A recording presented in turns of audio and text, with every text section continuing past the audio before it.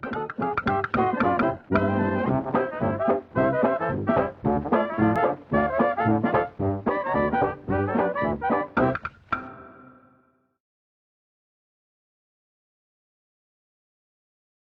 day, everybody. Welcome back to Barber Dave's Barbershop at Home. This is our second video on the lathering that Novice Wet Shaver at the TSC had asked for. And we're going to do a bowl lathering today. And it doesn't really matter which bowl you use. The two bowls that I have found that have been the best are the Captain's Choice Bowl and then, of course, the copper dimpled Indian bowls that you can get online. Just for consistency purposes, we are going to still be using the Saponaficio Veracino Desert Vetiver. We are changing the razor up a little bit. We're going to use a Vector, and then of course the same brush that's off camera, which is the TSC limited edition SV brush. Now that is soaking in water, and so I just basically, this will be split up. So what I do is, this is a hard soap, so you can still bowl lather it, but what you have to do is you have to take a little bit from the puck itself, and that's more than enough. And what I do is I'll take it and I'll just squeeze it in my fingers a little bit, and then I will smash it down into the bottom of the bowl. And then what I'll do is, while I'm taking a shower, I will take that same tablespoon of water that I did on the puck and just load it right onto the soap and let that soften up. And then we'll come back afterwards and our brush will be soaked and everything else. So we'll be back in just a second. We're back. It's been long enough to have that soaking like that. What I'll do is, the brush has been taken out of the water and rinsed out, or not rinsed out, but squeezed out a little bit. And I'll take that water and I'll pour it into the brush and then just start lathering. Now I still do a lot of the plunging action and try to get all this soap moved around. And this is specifically for bowl lathering, and you can see with the Saponaficio Veracino, it's real easy.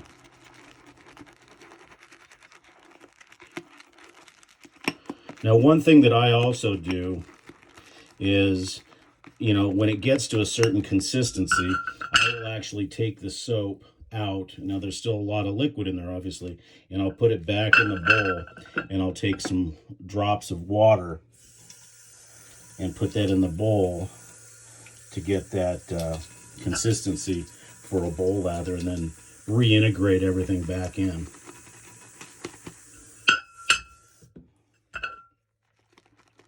And you're going to see quite a bit of air bubbles as you're, oxygenating the soap. And I'll just keep repeating this until I feel that I've got the consistency of the soap that I want. Now I'll still, and you'll see this in the shave, I will still actually do some scrubbing action a little bit to get the soap into the pores.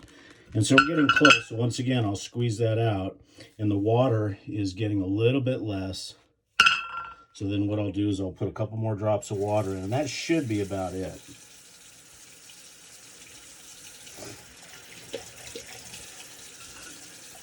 And then just start swirling that around. And those air bubbles should start to give way to a shiny lather. And you can kind of see the reflection in there. So that's basically, and you can add a little bit more water if you feel that you want to get a little bit more of the shininess and the creaminess of the lather. But as long as you're building it, that's really all you need to do. And I'm also looking for peaks as well. As you can see some of the peaks in there. So I'm looking for that as well.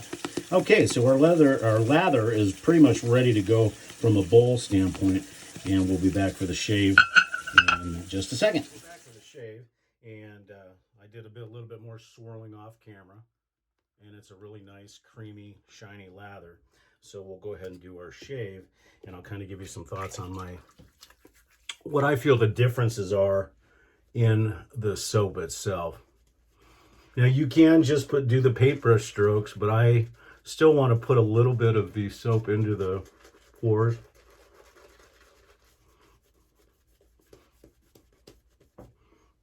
Now the one thing to be said about bowl lathering, in my opinion, is you will save soap, because you're only taking a small dollop into your soap.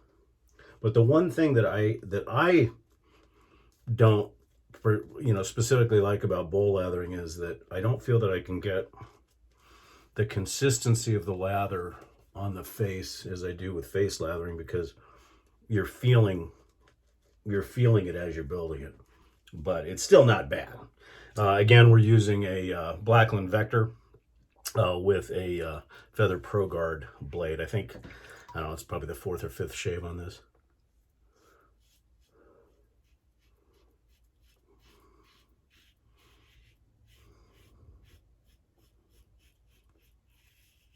We had a tremendous Zoom call last night. Had a good crowd. And it was nice to see everybody.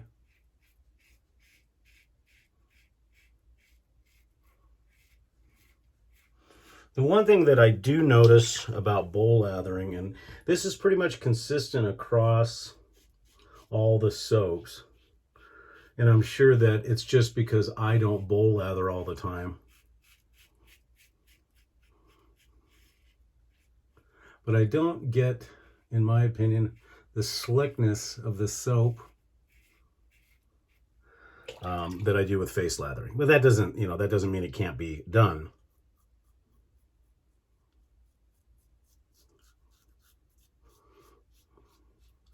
I just find that face lathering works best for me.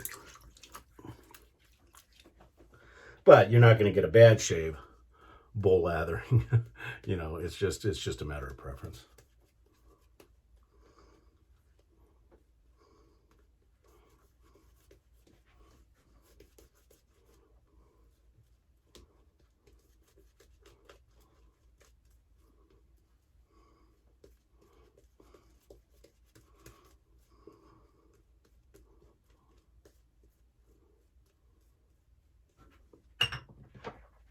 And I usually end up having quite a bit of soap left over, even when bowl lathering.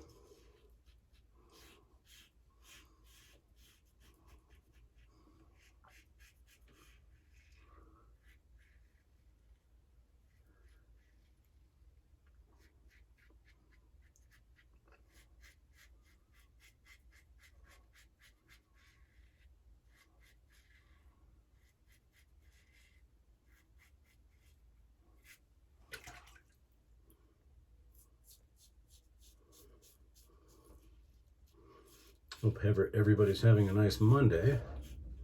Monday for me is my Saturday,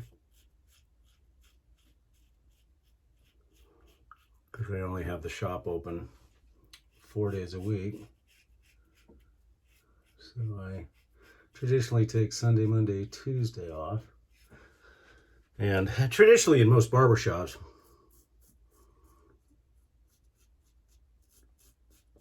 Sundays and Mondays were taken off because Sundays were obviously a day of worship, and Mondays were where the barbers could get their banking done, because Saturdays traditionally are a very busy day in the barbershop. And as you can see, I got tons of lather left over, so there's plenty.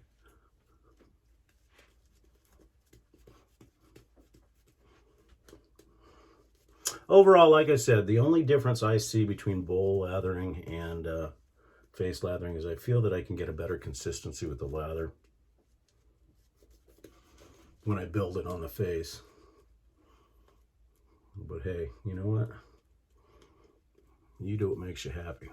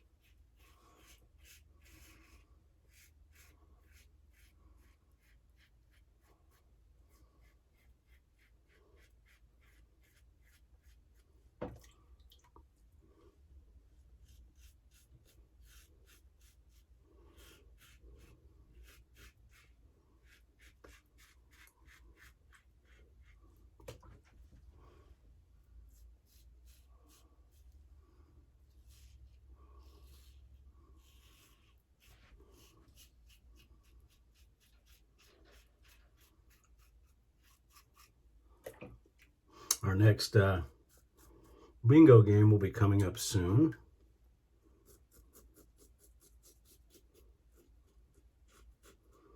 And that will be done by Dangerous Dawn.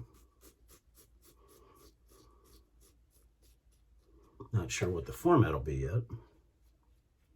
But you can check about everything at the Shaving Cadre, which is www.theshavingcadre.com.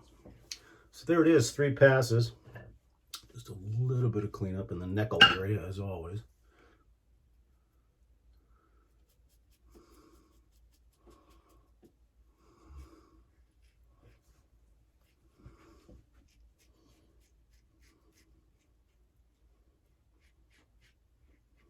And that's all she wrote. So hopefully, as far as wanting to see the difference between bowl lathering versus face lathering, as far as the way I do it, well, that's pretty much it. Check out the alum, although I know that it's not going to have any sting to it at all.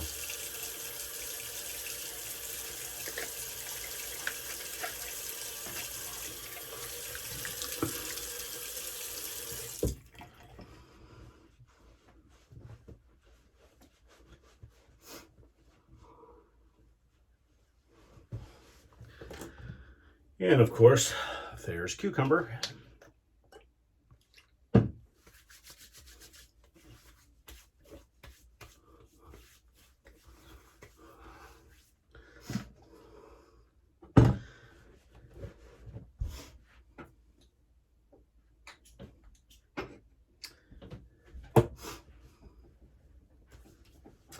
And some Parasso talc.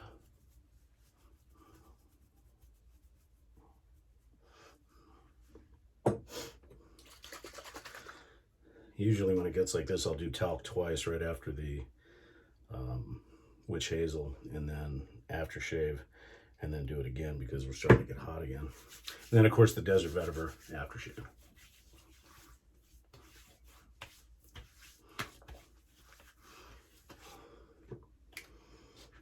No EDT today. I got a bunch of errands to run around town.